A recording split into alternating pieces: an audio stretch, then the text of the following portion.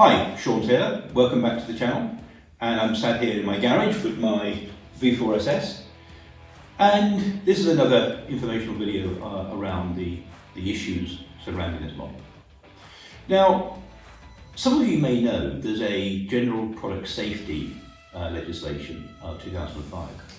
This states how automotive manufacturers have to record and to advise DVLA, DVSA of product safety issues with automotive product. Now, Norton, under the ownership of TVS, have actually followed this process on one occasion. And for this particular model, they have actually recorded an oil line issue. Now, in the press and to owners, they have advised that there are 34 additional defects. Now, looking on the DVLA website, there's still only one safety recall registered against this motorcycle. Now, I've asked Norton why this is, I've asked DVLA why this is, and no party has come back to me. However, this product safety recall legislation is there to protect the general public. It is there to protect owners of cars and motorcycles. Manufacturers are duty bound to follow this process. Morally, they should follow this process because if they don't, it places road users and the general public at risk. And since 1992, there's been a record of all of the recall notices issued. Now, looking at brands such as Kawasaki, Triumph, Ducati, MV, Royal Enfield, CCM, etc., they all have a rich history, and they've all followed this process. They've empowered DVLA with information, they've empowered owners with information, and they've actually taken an issue through to resolution in all cases. Norton are the outliers here. Now, Norton as a brand has had a roller coaster of a ride. Prior to TVS ownership, their product quality was horrendous. Since 1992, only a single product defect has been registered against this brand. Now, the good news here is that under the ownership of TVS, they did the responsible thing for the first time in the brand's history since 1992, is to report a product safety recall. Then it stopped. There are 34 other defects alleged in this motorcycle, but TVS Norton haven't followed through on the process they used for the oil pipe on the other 34 defects. And some of them are actually fundamentally important. In here goes the battery. And the second recall notice that was advised to customers but not advised through the statutory processes and in the same way as they advised the first defect could cause this motorcycle to catch fire. Now, like me, if you live in a house with an integrated garage, if this battery had gone up in smoke, taken the motorcycle, taken the garage, it could have taken the house, and it could have put my family at risk. That is why these safety regulations exist, and this is why these reporting regulations exist, to prevent an issue here becoming a wider tragedy. Now, Norton TVS did the right thing once.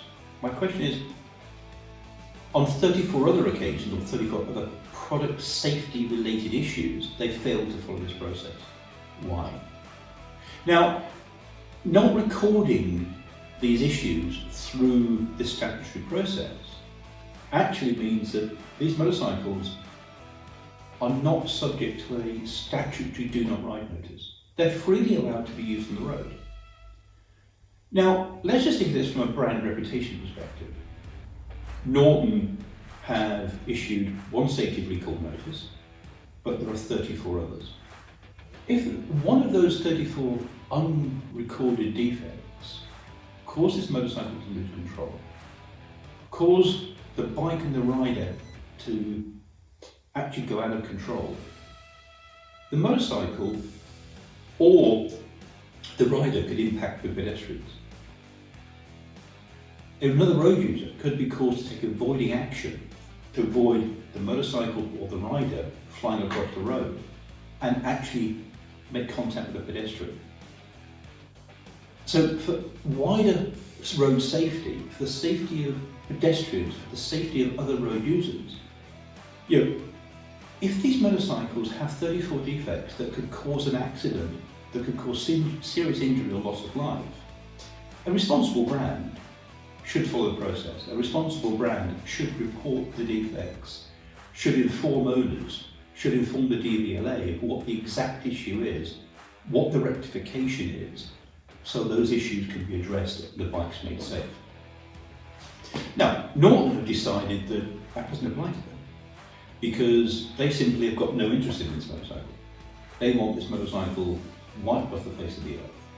They have refused to do any form of analysis on it further. They've refused to tell the owners exactly what the defects are. They've made an absurd allegation that the defects are so manifestly bad. This motorcycle will cost almost £73,000 to fix. Now, just think about that. A new Norton SV is only going to cost £44,000. How can it cost almost twice as much to fix this than it does to actually build from scratch a Norton V4SS?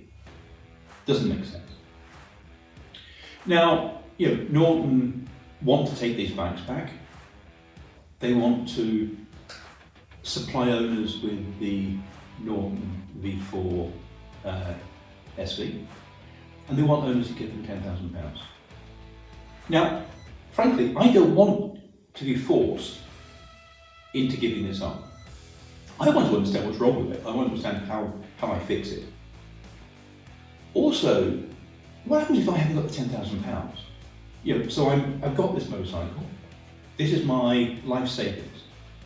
I've saved all my life, and I haven't got the means to have anything but this. And I haven't got the means to give this back and give Norton £10,000. Now, we've asked Norton that question because there are a number of owners who are in that position. There are a number of owners who are not as fortunate as some of us, and they simply cannot give Norton an extra £10,000. Now, Norton's response, again, is silence, like every correspondence we send to Norton. They're just simply not interested in responding. But again, as a responsible brand, they are leaving people who've put themselves in debt in some cases to buy one of these. And they're not interested in it because they haven't got the £10,000 to give Norton in order to please Norton. Utterly unacceptable. Now, as a brand, Norton still have the ability to shoot themselves in the foot. And one of those ways is the employment of Simon Skinner. Now, Simon Skinner was found to have been party to the removal of parts from customer bikes by the insolvency services and disqualified from being a company director for 5 years. Now, customers whose bikes were passed over to the Norton brand when it was owned by Stuart Garner, and Simon Skinner was a fellow director of Stuart. Those owners trusted Simon with their bikes.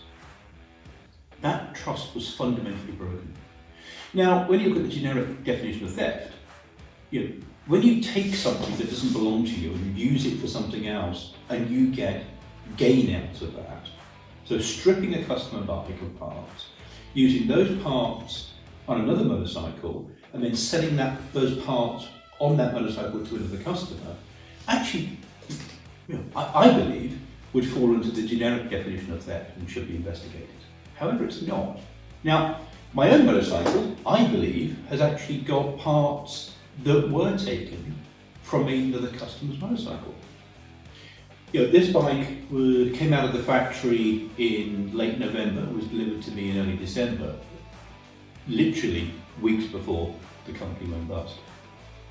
Now, in a period where they're under intense cash pressure, they're under pressure from HMRC, they're under pressure from the banks, they're under pressure from customers like myself, and in October, November, I was threatening to issue winding up proceedings against Norton unless they provided me this motorcycle. And I paid them the residual £40,000. They'd already had £4,000 in deposit. I paid the £40,000. They produced this motorcycle for me. Now, given the pressure they were under, and people make bad decisions when they're under pressure, my personal belief is that if this motorcycle truly has 35 defects, and it was supplied to me in December, manufactured in November, the company went bust in January, and then July through to now, Norton have been reporting issues. This bike must have come out of the factory knowingly defective. Simon Skinner, Stuart Garner, must have had awareness that they were supplying me a knowingly defective product. In a period, in such a small period, the motorcycle has gone from being roadworthy and passing the inherent tests it needed to be put into my hands when it came out of the factory. And it passed all of those tests. Came out of the factory, came to me, and within a matter of weeks and months, it went from being actually a triumph of success, according to Motorcycle News. They were waxing lyrical about this bike when it first came out and what a marvel of engineering it was, to now being highly defective and possibly the most defective motorcycle on the road.